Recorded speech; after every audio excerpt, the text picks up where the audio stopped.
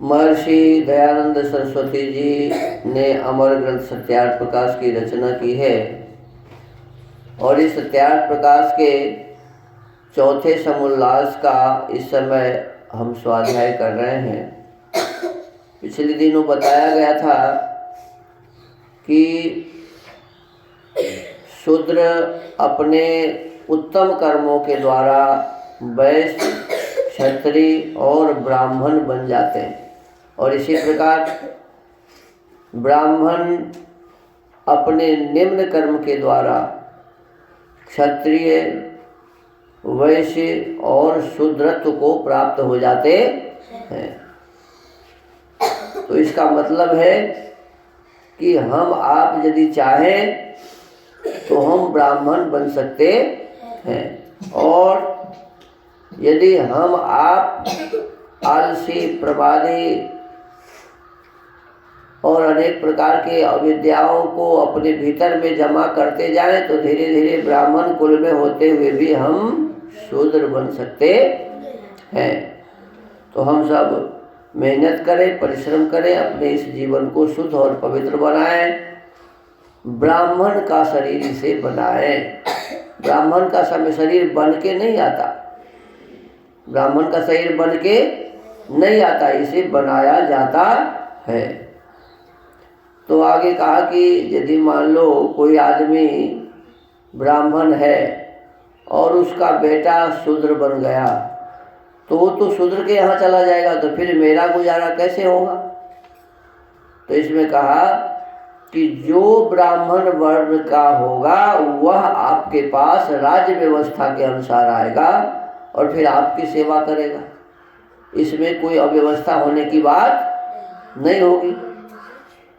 ये राजाओं का ये कर्तव्य होगा कि जो जिस योग्य है उसको वहाँ भेजा जाए, वैसे व्यक्तियों के पास भेजा जाए। आगे कहते यह गुण कर्मों से वर्णों की व्यवस्था कन्याओं की 16वें वर्ष और पुरुषों की 25वें वर्ष की परीक्षा में नियत करनी चाहिए। अब देखो ये भी बात बता दिया कि लिखा हुआ है कि गुरुकुल में बच्चों को 8 वर्ष में भेज दें। कब भेज दें? 5 या 8 वर्ष में गुरुकुल में भेज दें। और 8 वर्ष में जब गुरुकुल में जाएगा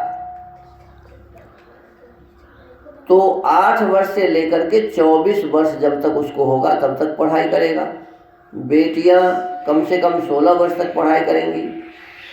तो बेटियों का वर्ण निर्धारण 16वें वर्ष में होना चाहिए और बेटों का जो वर्ण का निर्धारण है वो 25वें वर्ष में होना चाहिए।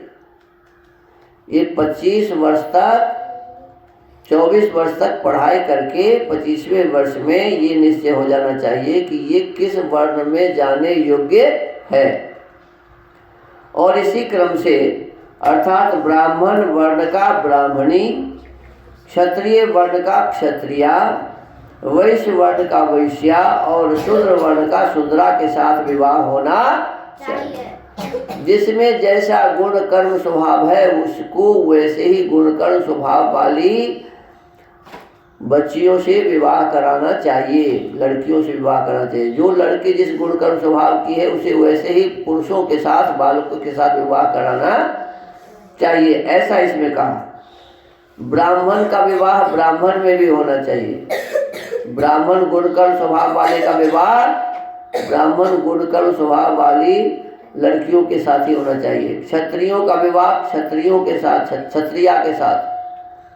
वैश्य के का विवाह उसकी जो पत्नी होगी वो वैश्य कर्म को जानने वाली होगी तभी होना चाहिए। और शूद्र जो है वो शूद्र में ही विवाह करे, ऐसा नियम है। शूद्र का विवाह ब्राह्मण से नहीं होना चाहिए और ब्राह्मण का विवाह शूद्र से नहीं होना चाहिए, क्योंकि गुण कर्म नहीं मिलने से दोनों में कभी भी मेल नहीं होगा, दोनों आपस में लड़ते भिड़ते रहेंगे। तो इसके लिए दोनों का गुण कर्म स्वभाव बराबर होना जरूरी है, ऐसा कहा।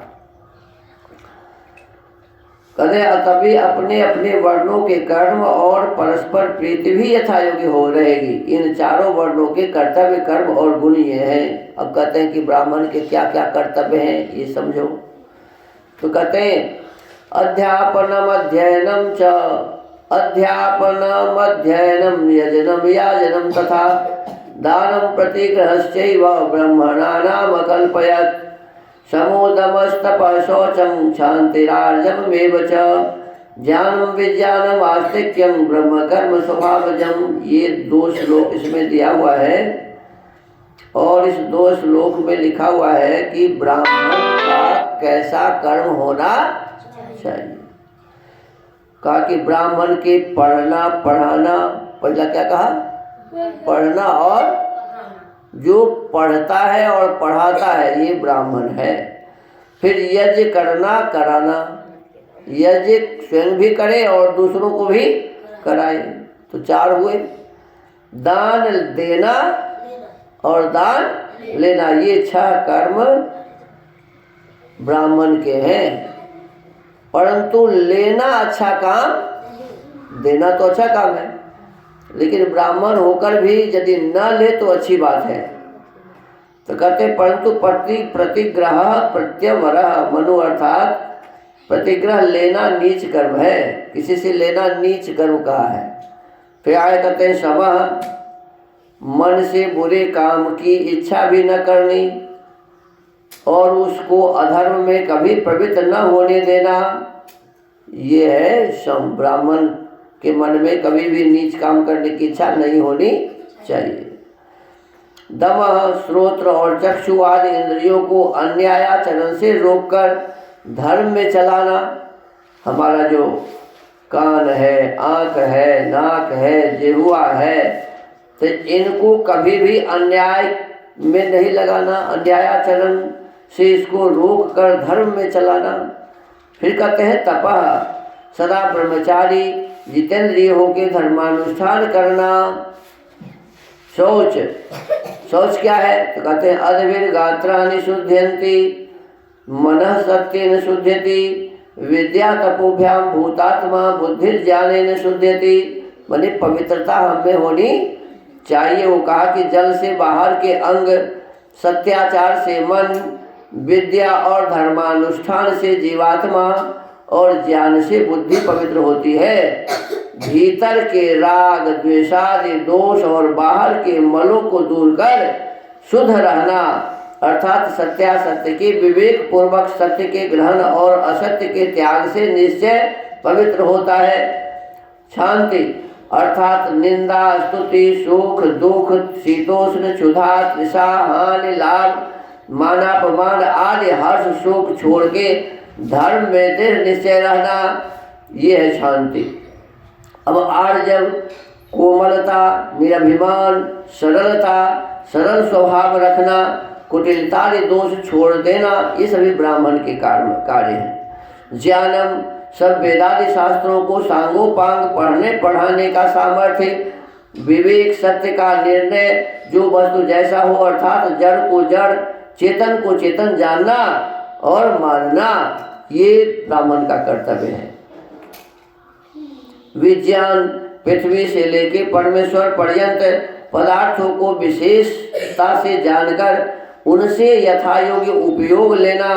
आस्तिक्य, कभी वेद, ईश्वर, मुक्ति, पूर्व परजन्म, धर्म, विद्या, सत्संग, माता पिता, आचार्य और अतिथियों की सेवा को न छोड़ना और निंदा कभी न करना, ये ब्राह्मण का मुख्य कर्तव्य है।